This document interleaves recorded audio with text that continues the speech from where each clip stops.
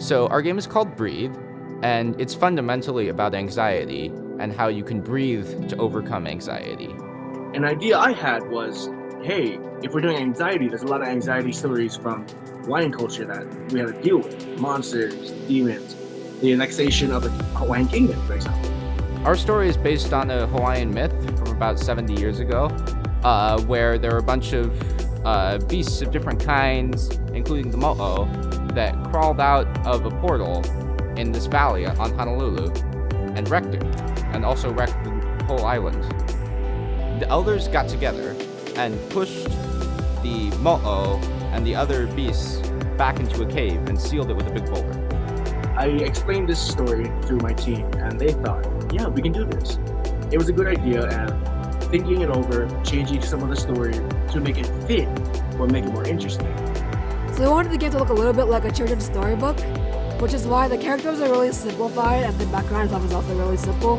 Mechanically, you can breathe in to pull enemies and mana in, and breathe out to push them both away. The win condition of the game is getting all of the mo'o into the cave. For the start of the game, we decided to go with a blue, orange, yellow color palette, but the blue will be replaced with pink and green as you go into the game, to show that the map is getting brighter and brighter, just like the road gets brighter and brighter, like everything becomes okay once you get through your anxiety. With the sounds for the background, I had to figure that one out pretty quickly because I was unsure where to go with it. I was unsure if I should make the sound for the ocean first, or for the wind first, or for the trees first. And I made the sound for the trees higher, so it sounded like the water. Waves crashing, and then I just left the wind there.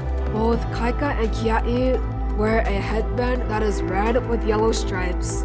Kia'i, since he is in the story, wears nothing except a loincloth and is also more muscular to reflect the nature of Hawaiian people in the traditional stories.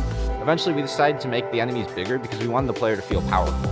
So initially they see a giant enemy and they're scared, but then they learn that they can breathe in and breathe out, and they can feel like they're in control of the situation. The sound for the mo'o, the large lizard, I took two adult alligators and just toned it down a bit to where it sounds like growling instead of clicking. Because mo'o, where I come from, they make this weird clicking sound, or they squeak.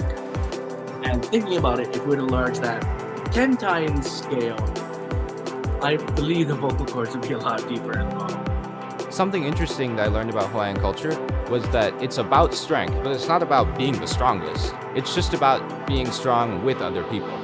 Being able to implement our culture into this video game and show it out to the world, it makes me feel proud because we have different kind of culture from everybody else. We have stories we never shared before, and doing so, it makes me feel represented because we actually get to tell the stories we want to tell. We get to tell the stories we can tell. We are more than just a tourist attraction to people now. I hope people playing this game can learn that they don't have to rush through things or overwork themselves. They can just take it slow and go with the flow. It's the same lesson that I learned through this process of designing this game. Aloha, mahalo for listening, and I hope you enjoy our game.